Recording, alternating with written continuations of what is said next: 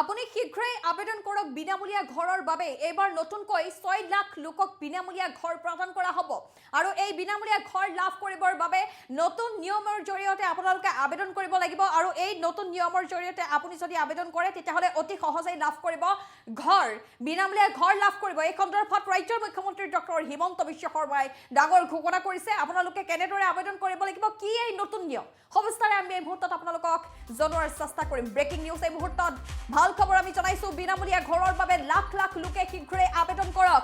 এবাৰ নতুনকৈ 6 লাখ লোকক প্ৰদান কৰা হ'ব বিনামূলীয়া ঘৰ। নতুন নিয়মেৰে অতি সহজে আপুনি লাভ কৰিব চৰকাৰী ঘৰ। চৰকাৰী ঘৰ আপুনি নতুন নিয়মেৰে অতি সহজে লাভ কৰিব বুলি ৰাজ্যৰ মুখ্যমন্ত্ৰী ডক্টৰ হিমন্ত বিশ্ব শৰ্মাই এই সন্দৰ্ভত গুৰুত্বপূৰ্ণ মন্তব্য কৰিছে। 20 লাখ লোকে এই পৰ্যন্ত লাভ কৰিছে বিনামূলীয়াকৈ ঘৰ।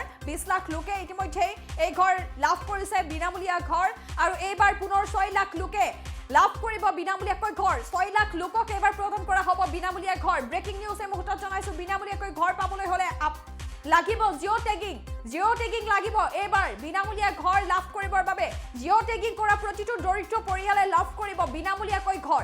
জিঅ' টেগিং কৰা সকলে বিনামূলীয়াকৈ অতি সহজে লাভ কৰিব ঘৰ।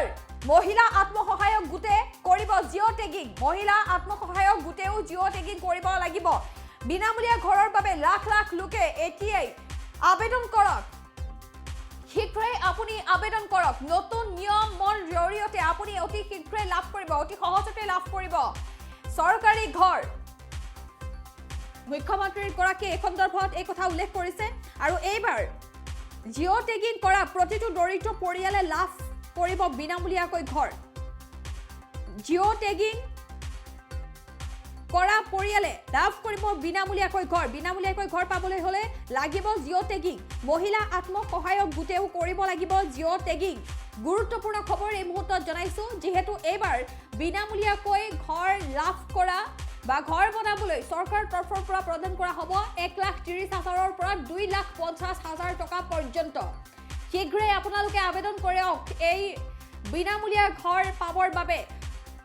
জিঅ' টেগিং কৰিব লাগিব। জিঅ' টেগিং কৰা প্ৰতিটো দৰিদ্ৰ পৰিয়ালকহে প্ৰদান কৰা হ'ব এই ঘৰ। মুখ্যমন্ত্ৰীগৰাকীয়ে কি ঘোষণা কৰিছে এই সন্দৰ্ভত পোনে পোনে আপোনালোকলৈ আগবঢ়াইছো। ৰিকুৱেষ্ট কৰিছো যে আমাৰ 6-7 লাখ মানুহে যি এতিয়াও ঘৰ পাব বাকী আছে, তেওঁলোকক যাতে আমাৰ ঘৰ দিয়ে। যিসকলৰ জিঅ' টেগিং হোৱা নাই তেওঁলোকক যাতে জিঅ' টেগিং কৰিবৰ কাৰণে মহিলা আত্মসহায়ক গোটৰ জৰিয়তে জিঅ' টেগিং কৰিবৰ বাবে সুবিধা দিয়ে।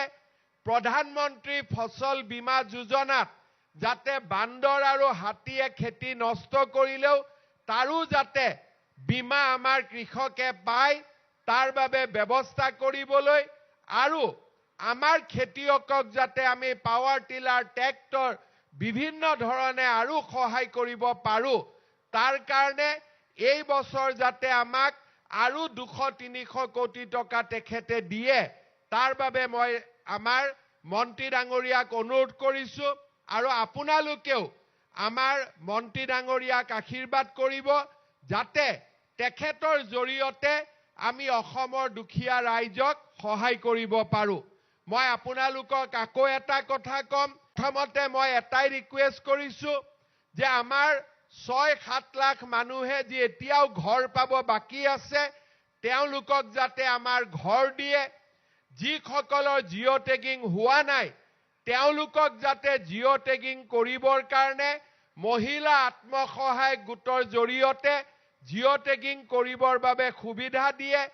প্ৰধানমন্ত্ৰী ফচল বীমা যোজনাত যাতে বান্দৰ আৰু হাতীয়ে খেতি নষ্ট কৰিলেও তাৰো যাতে বীমা আমাৰ কৃষকে পায়, তাৰ বাবে ব্যৱস্থা কৰিবলৈ আৰু আমাৰ খেতিয়কক যাতে আমি পাৱাৰ টিলাৰ, ট্ৰেক্টৰ বিভিন্ন ধৰণে আৰু সহায় কৰিব পাৰোঁ, তাৰ কাৰণে এই বছৰ যাতে আমাক আৰু 200-300 কোটি টকা তেখেতে দিয়ে, তাৰ বাবে মই আমাৰ মন্ত্ৰী ডাঙৰীয়াক অনুৰোধ কৰিছো আৰু আপোনালোকেও আমাৰ মন্ত্ৰী ডাঙৰীয়াক আশীৰ্বাদ কৰিব যাতে তেখেতৰ জৰিয়তে আমি অসমৰ দুখীয়া ৰাইজক সহায় কৰিব পাৰোঁ।